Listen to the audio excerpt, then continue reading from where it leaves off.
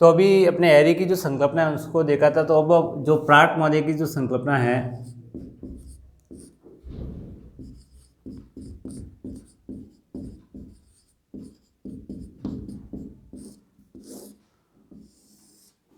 अब Pratt model ने ये माना है कि जो दो हिमालय क्षेत्र में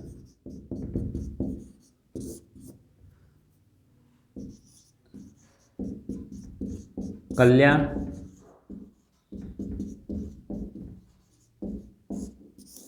जो कल्याणपुर है, इनका जब दो अलग अलग विधियों के आधार पर जब सर्वे किया गया था, तो अपन ने ये देखा था कि उनका जो अंतर आया था 5.26 इंच आया था।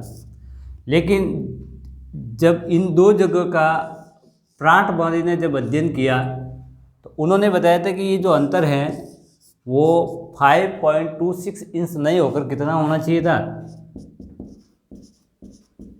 ये। अब देखिए इतना जो अंतर है, यानी अंतर जो इन्होंने कम बताया था और प्राट मॉडल ने वो कितना बताया, 15.885 इंच, यानी ज़्यादा बताया। अब ये ज़्यादा क्यों है? तो जो हिमालय है वो हल्के पदार्थों से निर्मित है,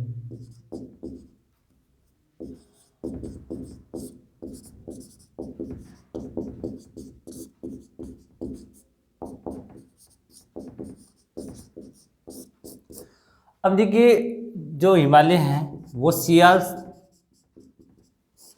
से निर्मित है, महाद्वीप है वो भी सियाल से निर्मित है, और जो हिमालय है वो भी सियाल से निर्मित है। अब सियाल से निर्मित है तो इनका जो घनत्व है इन पदार्थों का, जो सियाल परत के अंदर सिलिका और एल्यूमिनियम का है, तो अपन देखते हैं वो 2.75 GCm³ है। अब इस प्रकार के पदार्थों से वो बना हुआ है, तो उसका जो घनत्व कैलकुलेशन किया जाएगा इस आधार पर, क्योंकि हिमालय वो सियाल से निर्मित है प्राट के अनुसार, अगर उस आधार पर ये कैलकुलेशन किया जाएगा तो उसका जो अंतर है वो कितना होगा, 15.885 इंच होगा, जो कितना बताया हुआ था 5.23 और 6 इंच। अब देखिए, अब जब ये जो अंतर है तो वो इस वजह से ये कि ये हल्के और जो सिलिका की जो परत है उससे ये हिमालय निर्मित है, और ये दोनों जगह इसी क्षेत्र के अंदर है, और उस वजह से जो अपन कहते हैं कि उसमें जो अंतर है वो प्राट मॉडल ने ज़्यादा बताया। अब एक चीज़ है कि प्राट मॉडल ने ये भी कहा है कि जो घनत्व तथा जो हाइट है उसमें विपरीत संबंध पाया जाएगा,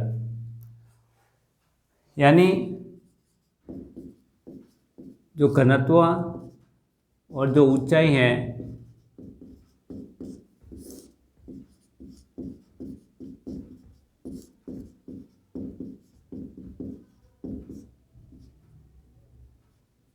विपरीत संबंध है दोनों में। अब एक चीज़ और है कि जो एरी का जो मत अपन ने पढ़ा था और जो प्राट का मत अभी अपन पढ़ रहे हैं, इन दोनों में सबसे बड़ा अगर डिफरेंस देखा जाएगा तो उन्होंने एरी मॉडल ने ही बताया था कि जो कॉलम होगा, जो स्तंभ होगा, उसका घनत्व तो बराबर होता है,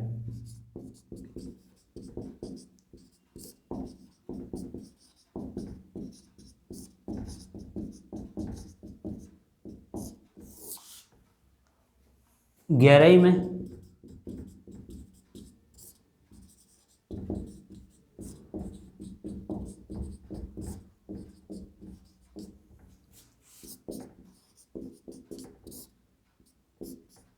एरी मॉडल के अनुसार क्या होगा, स्तंभों का घनत्व तो क्या होगा, बराबर होगा, उसकी गहराई में अंतर होगा।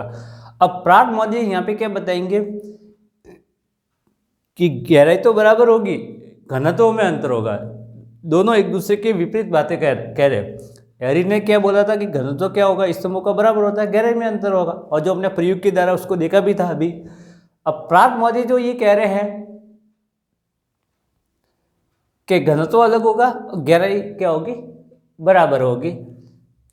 और एक चीज़ और है कि घनत्व तथा ऊंचाई होगी, जो हाइट होगी, उसके अंदर विपरीत जो रिलेशन है वो पाया जाता है, यानी एक प्रकार का दोनों में विपरीत जो संबंध है वो देखने को मिलता है। विपरीत संबंध कैसे कि जो भूभाग जितना ऊपर होगा उसकी घनत्व, जो भूभाग जितना ऊपर होगा उसका घनत्व उतना ही क्या होता है, कम होगा, और जो भूभाग कम ऊंचाई पे उसका घनत्व क्या होगा, ज़्यादा। और इसीलिए तो ये विपरीत संबंध है, यानी जो भूभाग जितना ज़्यादा ऊपर उठा होगा उसका घनत्व क्या होगा, कम होगा। और अपन देखते हैं हिमालय बहुत ऊंचाई पे स्थित है, 848 मीटर, इसीलिए अपन देखते हैं कि उसका जो घनत्व है वो कम है। और प्राट मॉडल के अनुसार वो कितना होना चाहिए, 2.75 GCm³ है।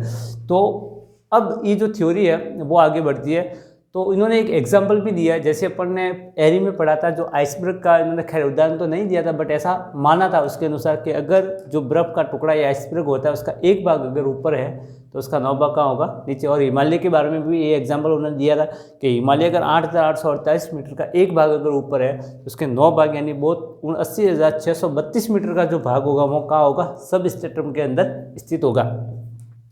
अब अपन जो प्राट मॉडल ने जो एग्जाम्पल दिया है उसको देखते हैं।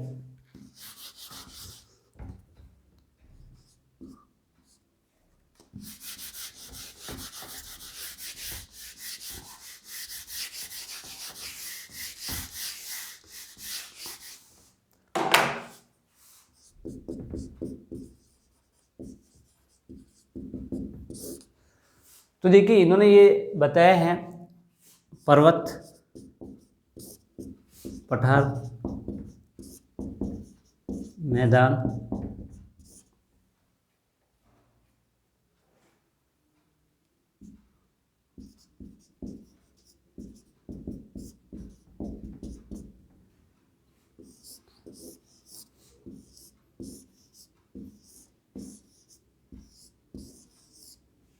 ये 4 प्रकार के भूभाग है अपने पास।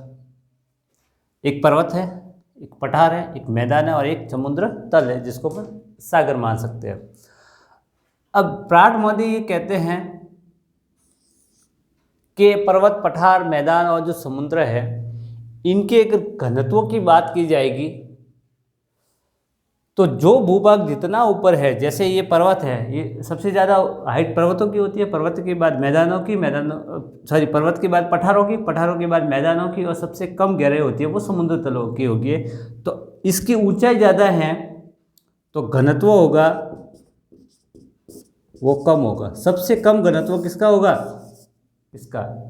अब इसकी हाइट पठार की हाइट पर्वतों की बाद होती है तो इसका जो घनत्व होगा, पठार का घनत्व पर्वतों से अधिक होगा, मैदानों का घनत्व पठारों से अधिक होगा और समुद्र तल का घनत्व मैदानों से अधिक होगा। कहने का मतलब है कि जैसे जैसे हाइट कम होती जाएगी तो उसका घनत्व है वो क्या होता जाएगा, बढ़ता जाएगा। इसीलिए कहते हैं कि प्राट मॉडल ने बताया कि घनत्व और ऊंचाई में विपरीत संबंध है, इसीलिए कहते हैं कि ये सबसे ज़्यादा ऊपर है इसलिए इसका घनत्व क्या सबसे कम होगा। सेकेंड नंबर पे ये है तो इसका जो घनत्व होगा वो पर्वतों से क्या होगा, पर्वतों का जो पर्वतों से पठार का घनत्व अधिक होगा और पठार का घनत्व है वो मैदानों से कम होगा और मैदानों का घनत्व है वो समुद्र तल से कम होगा। तो एक प्रकार की ये जो सीरीज है वो बनती है, इस उदाहरण के द्वारा अपन समझ सकते हैं। कहने का मतलब होगा जो भूभाग जितना ऊपर है उसका घनत्व उतना ही कम होगा, तो ये भूभाग सबसे कम ऊपर होता है इसलिए इसका घनत्व क्या होता है, ज़्यादा होता है। तो पर्वतों का सबसे कम घनत्व होगा, उससे अधिक पठारों का होगा, उसके बाद मैदानों का सबसे अधिक होगा वो समुद्र तल से होगा।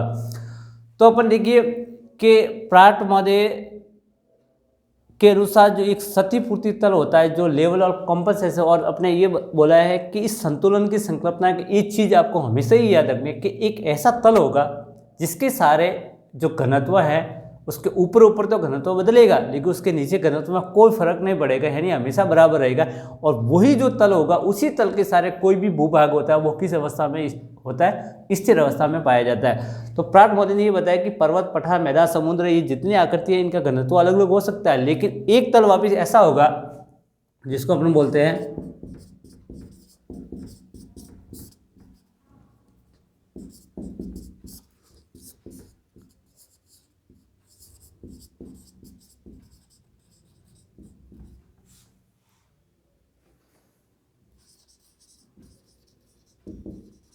Level of compensation. इस लेवल ऑफ कंपनसेशन के ऊपर ऊपर तो क्या होगा, जैसे माना कि ये तल है ठीक है ना।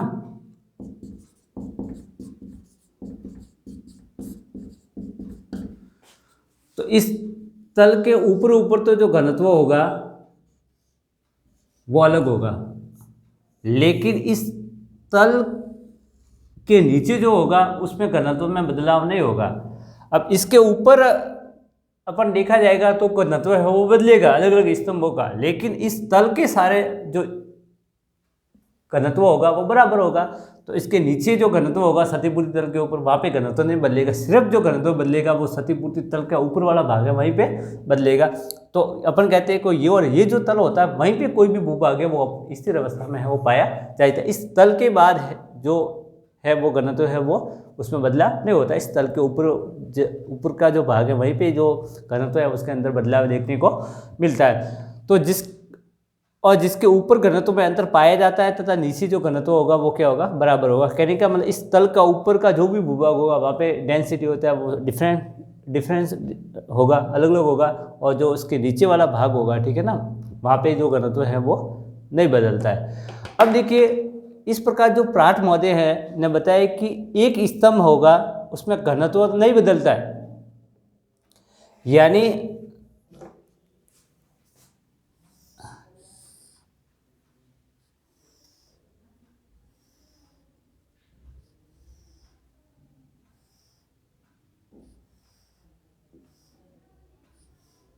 ये अलग अलग स्तंभ है। अब प्राट महोदय ये बोलते हैं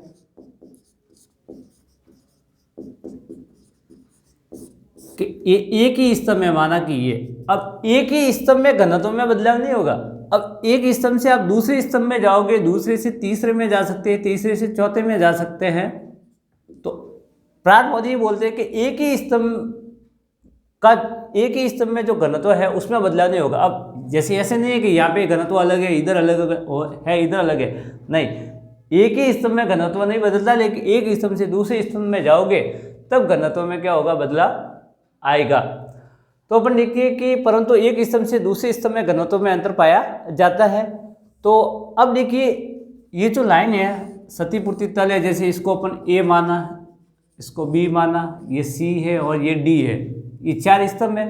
तो एक स्तंभ से दूसरे स्तंभ में तो घनत्व में बदलाव होगा, लेकिन एक ही स्तंभ में नहीं होगा। और ये जो तल है इसके ऊपर ही होगा, लेकिन इस तल के नीचे वाले भाग में भी अंतर है वो नहीं पाया जाएगा घनत्व के अंदर।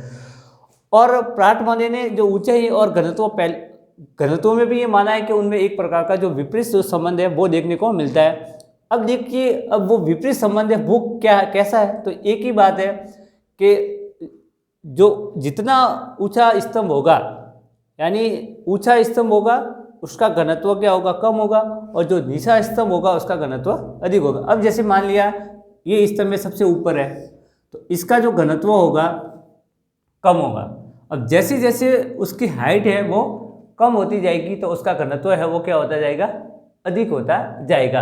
यानी वही अभी अपने उदाहरण देखा था कि पर्वत, पठार, मैदान और समुद्र तल, तो पर्वत सबसे ऊपर है इसीलिए तो उसका घनत्व क्या था, कम था, और जो सागर तल है वो सबसे नीचे इसलिए उसका घनत्व अधिक था। तो एक ही स्तंभ में घनत्व नहीं बदलेगा, एक स्तंभ से दूसरे स्तंभ में जाओगे तो घनत्व बदलेगा, और जो भूभाग जितना ऊपर है उसका घनत्व उतना ही कम होगा, और जो भूभाग जितना नीचे है उसका घनत्व उतना ही अधिक होगा। तो ये एक प्रकार से अपन कहते हैं कि जो प्राट महोदय, और दूसरी बात है कि जो क्षतिपूर्ति तल होता है उसके ऊपर ही बदलाव होगा, उसके नीचे के हिस्से में बदलाव नहीं होगा। तो अपन देखिए जो घनत्व में जो अंतर है वो वापिस अपन देखते हैं कि जो सिस्मिक जो वेव अपने पढ़ा था पृथ्वी के आंतरिक संरचना के बारे में, विभिन्न जो विद्वान हैं उन्होंने अपना मत भी रखा था। तो एक मत ऐसा भी था जो भूकंपीय जो तरंगे होती है, सिस्मिक वेव है, उसके आधार पर था। तो उसके आधार पर अपन देखा था कि 3 प्रकार के परतें है वो देखी थी। एक तो लिथोस्फीयर देखा था, एक बेरिस्फीयर देखा था, और एक पायरोस्फीयर देखा था। अब ये तीनों अपन ये सकते हैं, लिथोस्फीयर स्तर मंडल, पायरोस्फीयर मिश्रित मंडल और बेरिस्फीयर देखा था। अब इन तीनों की जो संरचना है वो अलग अलग देखी थी अपन ने, उसकी वापिस यहाँ पे अपन डिटेल से चर्चा नहीं करेंगे, लेकिन इतना है कि अपन ने वो 3 पढ़ी थी भूकंपीय तरंगों के आधार पर पृथ्वी की आंतरिक परतें, तो उसमें लिथोस्फीयर, पायरोस्फीयर और बेरिस्फीयर। तो प्राट महोदय ने ये बताया कि सिर्फ जो लिथोस्फीयर है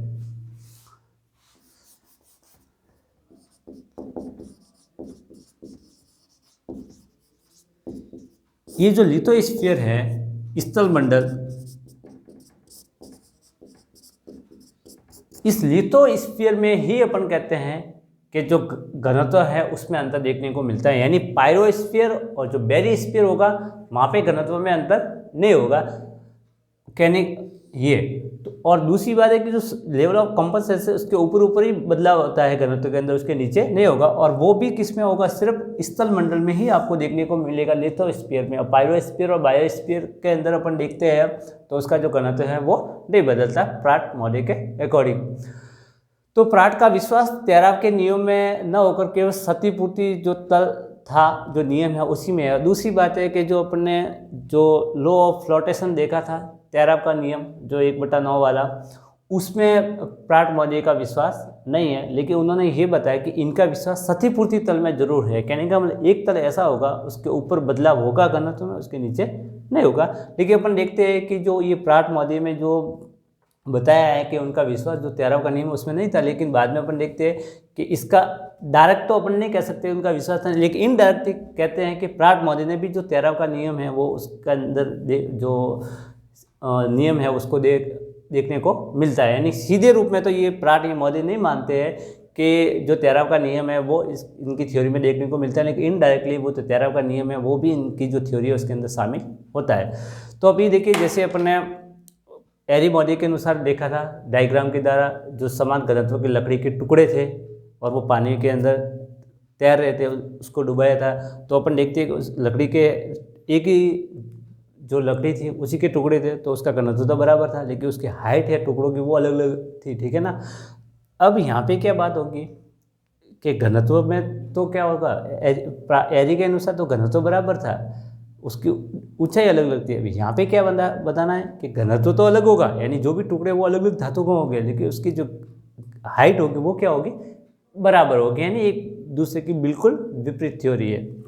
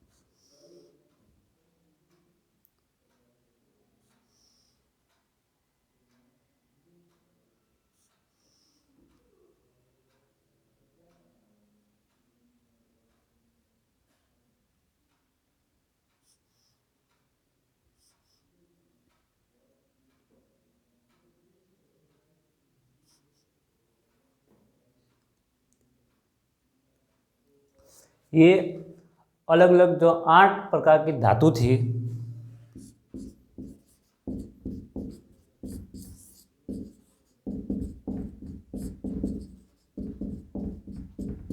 उनके टुकड़े लिए। अब इन अलग अलग जो धातु के टुकड़े हैं तो ऑब्वियसली सीधी सी बात है कि अलग अलग धातु के टुकड़े हैं तो उसका घनत्व तो भी क्या होगा, अलग अलग होगा। लेकिन इन सभी का इस तल के सारे ये वहाँ पे बराबर योगदान था। क्या था, बराबर। यानी उनकी जो हाइट थी वो क्या थी, बराबर थी। अब ये जो तल था वो पारा या जो मरकरी होती है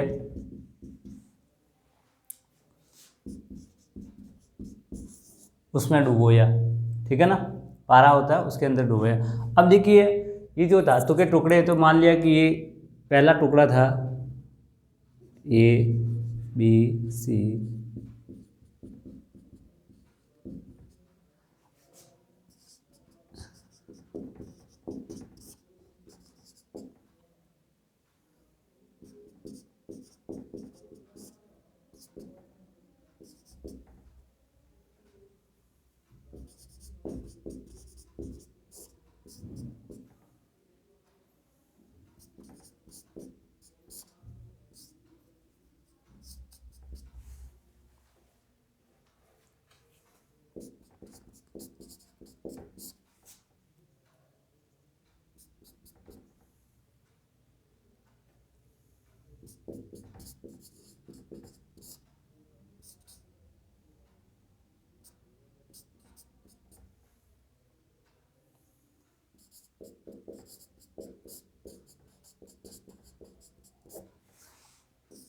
ये अलग अलग 8 प्रकार की जो धातु थी, जैसे ये पहला टुकड़ा था वो चांदी का है, दूसरा जस्ते का है, तीसरा पाइराइट का है, चौथा टीन का है, पांचवा लोहे का है, छठा निकिल का, सातवें तांबे का और आठवां शीशे का। यानी अपन अलग अलग जो धातु है उसके टुकड़े ले सकते, 2 4 भी ले सकते हैं, 8 का कोई ज़रूरी नहीं है। देखिए एक प्रयोग किया, उसको पारे के अंदर डुबोया। तो यहाँ पे एक बात है कि जो एरी ने ये बोला था कि घनत्व क्या होता था, बराबर होता था। क्या होता था? तो यहाँ पे घनत्व क्या है अलग है, लेकिन उसकी गहराई क्या है, बराबर है। और यही इन दोनों का जो मत है उसमें सबसे बड़ा जो डिफरेंस है वही देखने को मिलेगा। तो इन्होंने कहा था कि एरी ने घनत्व बराबर होता है, गहराई अलग होती है। इन्होंने बताया कि घनत्व अलग होता है, गहराई क्या होती है, बराबर होती है। तो इसको अपन इस प्रयोग के द्वारा भी समझ सकते हैं। तो ये प्राट महोदय ने इस प्रयोग के द्वारा इसको स्पष्ट करने का की है वो कोशिश की है। तो अभी अपन ये देखेंगे कि जो बॉबी महोदय है, इन्होंने ये बताया है कि जो प्राट तथा जो एरी का मत है इसमें अंतर भी है, देखने को तो अंतर भी दिखता है और देखने को समानता भी दिखती है। अब देखिए जो अंतर व समानता है वो बॉबी महोदय हैं उन्होंने इस रूप में माना है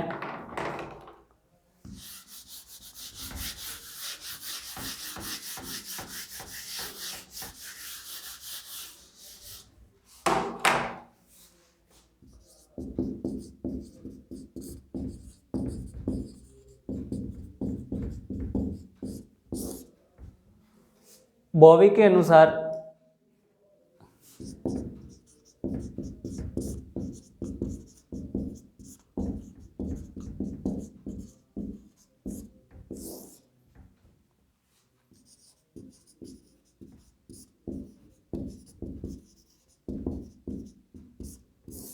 अब इन्होंने क्या अंतर माना है, तो मेन बात इन्होंने ये कही है बॉबी महोदय ने, इन दोनों का जो थ्योरी है उनको देखने के बाद, एनालिसिस करने के बाद एरी और प्राट की, तो ये बताया है कि एरी ने तो ये बताया था कि जो विभिन्न स्तंभ थे, विभिन्न कॉलम थे, उनका घनत्व तो क्या होता है, बराबर होगा, उसकी ऊंचाई होगी वो अलग अलग होगी। यानी ये बॉबी ये बताता है कि एरी ने ये चीज़ कही थी कि घनत्व तो बराबर होगा विभिन्न स्तंभों का, लेकिन ऊंचाई अलग होगी। और प्राट ने ये माना है कि घनत्व अलग होगा और उनकी जो गहराई होगी, हाइट गहराई होगी वो क्या होगी, बराबर होगी। बस यही इनकी जो थ्योरी है उसमें मेन अंतर है, बाकी लगभग समानता ही देखने को मिलती है। इसलिए देखने को समानता दिखती है और देखने को विभिन्नता है वो भी देखने को मिलती है। लेकिन मूल रूप से अपन ये कह सकते हैं इन दोनों की जो थ्योरी है उसमें सबसे बड़ा डिफरेंस होता है वो समान घनत्व बताया है एरी ने, हाइट अलग बताई है, प्राट ने घनत्व अलग बताया और जो गहराई है वो बराबर बताई है। अब अपन ये देखेंगे कि जो एफोर्ड तथा जो बॉबी का जो मत है, तीसरा मत है, उसको देखेंगे।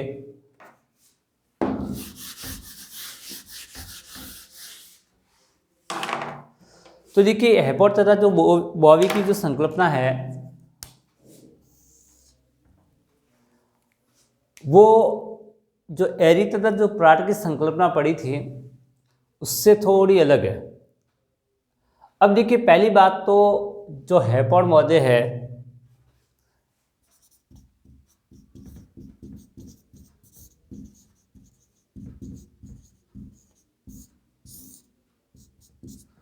उन्होंने ये माना है कि जो क्षतिपूर्ति तल है उसको इन्होंने समतल तल का है। यानी पहली बात तो ये है कि जो हेफोर्ड महोदय हैं, जो अभी अपन बात करते आ रहे थे कि एक ऐसा तल होता है जिसको अपन बोलते हैं क्षतिपूर्ति तल। इस तल के ऊपर ऊपर तो क्या होगा, घनत्व में बदलाव होगा और नीचे घनत्व में बदलाव नहीं होगा। और इसी ये जो तल है, इसी तल को जो हेफोर्ड महोदय उन्होंने इसको समतल तल कहा है। पहली बात तो ये नाम बदला है।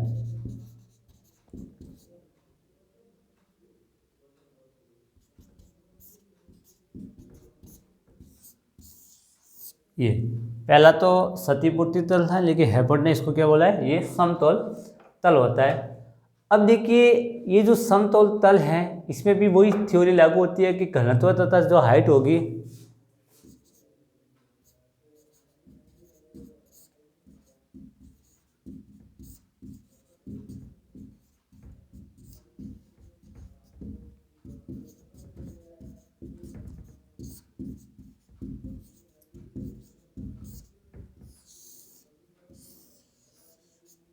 ये अब एक चीज उन्होंने स्पष्ट कहा है कि ये जो क्षतिपूर्ति तल होगा वो कितनी गहराई पे होगा। जैसे इससे पहले प्राट और हैरी का पढ़ा था कि तल तो होता, उन्होंने बताया, लेकिन वो तल की जो गहराई है वो कितनी होगी वो कोई स्पष्ट नहीं था।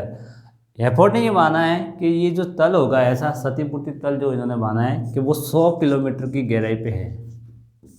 ये एक नई बात निकल कर आती है कि जो क्षतिपूर्ति तल तो है, लेकिन वो कितने किलोमीटर माना है एफर्ट मॉडल ने, वो 100 किलोमीटर तक है वो क्षतिपूर्ति तल है। वहाँ उससे ऊपर ऊपर तो घनत्व बदला होगा, उसके नीचे घनत्व में बदला नहीं होता है। अब देखिए जो बॉबी मॉडल थे उन्होंने जो समतल तोल तल है उसको एक उदाहरण के द्वारा स्पष्ट करने का प्रयास किया है। अब जैसे एफर्ट और बॉबी है, इन दोनों का एक प्रकार की मिश्रित जो संकल्पना है वो है, दोनों का योगदान है। तो इन्होंने क्या बताया कि वो तल है वो एक क्षतिपूर्ति तल है और इसको इन्होंने समतल तल का है, और ये जो तल है वो 100 किलोमीटर की गहराई पर स्थित है और इसमें ऊंचाई तथा घनत्व है उसमें विपरीत संबंध है वो देखने को मिलता है। अब अपन जो बॉबी मॉडल है,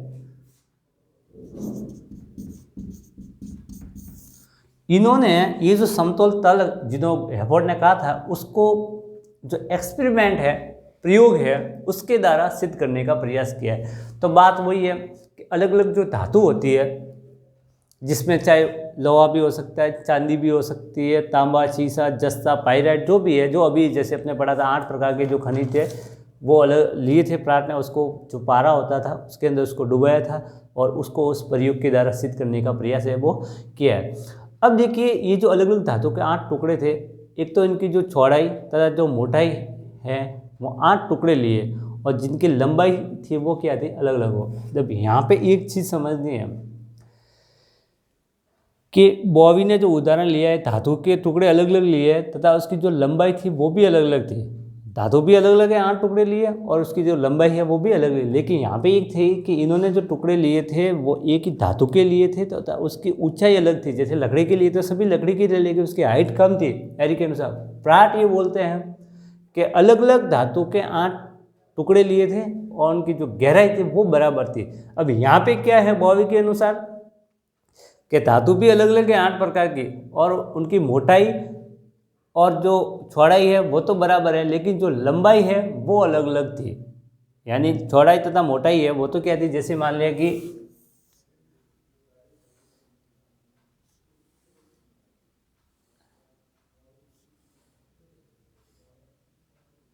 ऐसे आप कितने भी कॉलम ले सकते हैं। अब धातु भी अलग अलग है और उसकी जो मोटाई है या जो चौड़ाई है वो बराबर है, लेकिन एक चीज ध्यान रखना है,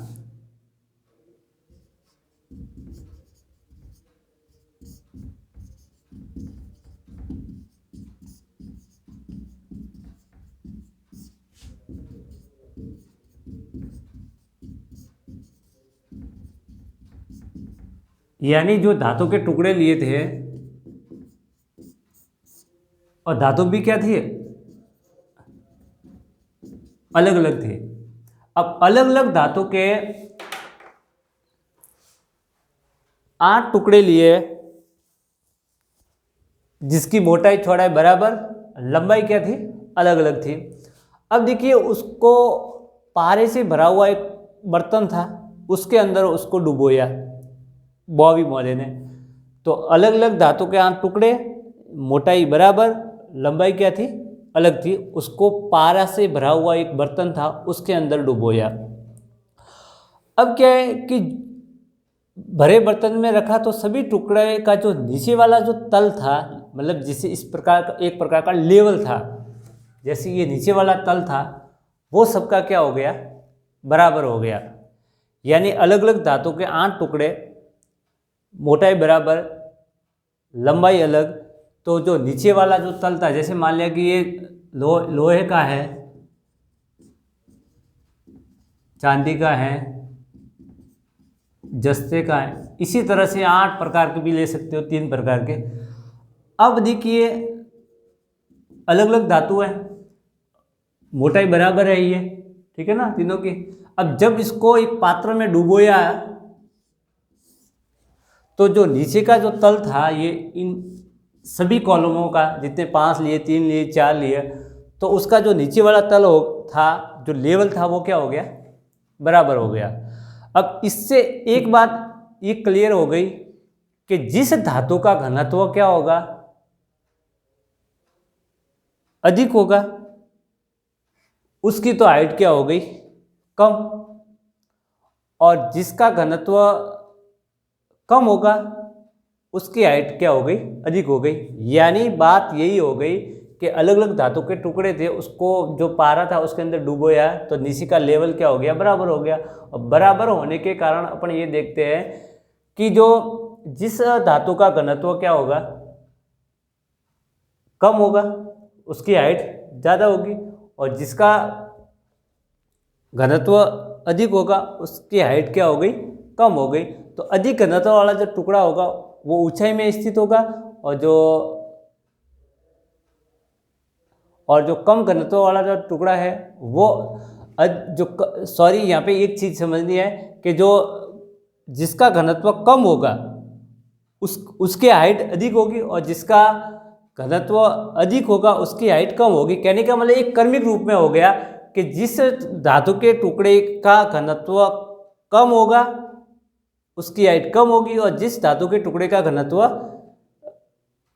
अधिक होगा उसकी हाइट क्या हो जाएगी, कम हो जाएगी। एक प्रकार का ये है कि जो अपन ऊंचाई और जो घनत्व में विपरीत संबंध पड़ा था वो देखने को मिल रहा है कि जिसकी हाइट अधिक होगी उसका घनत्व कम होगा, और जिसकी हाइट कम होगी उसका घनत्व अधिक होगा। तो अपन देखिए अलग अलग धातु है, तो उस जो जैसी धातु होगी, जैसा उसका घनत्व होगा, उसके हिसाब से वो क्रमिक रूप में व्यवस्थित हो गया।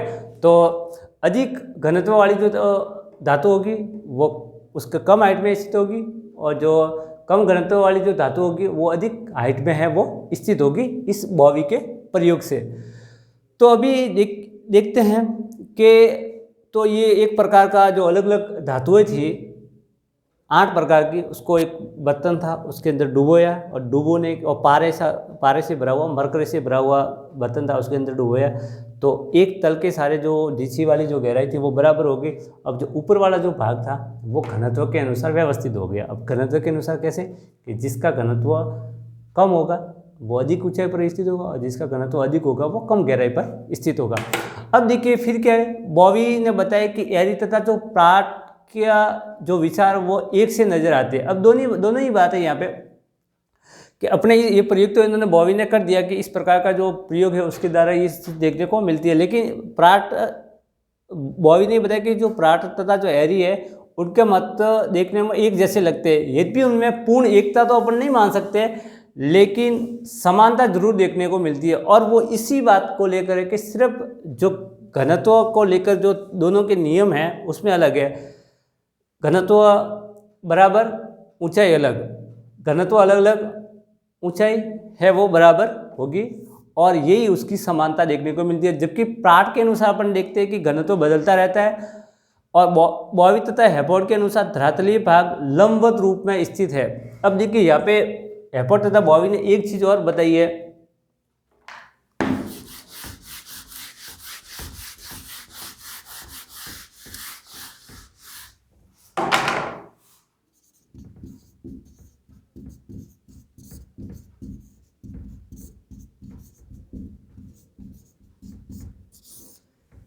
कि जो भी भूभाग है वो अपन देखते हैं कि जो ये कॉलम है, स्तंभ है, अभी अपन बात कर रहे थे, ये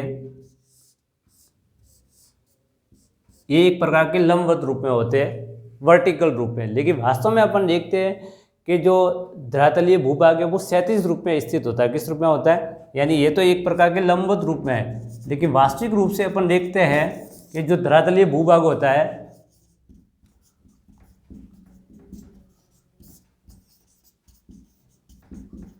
वो क्षैतिज रूप में स्थित होता है। किस रूप में होगा,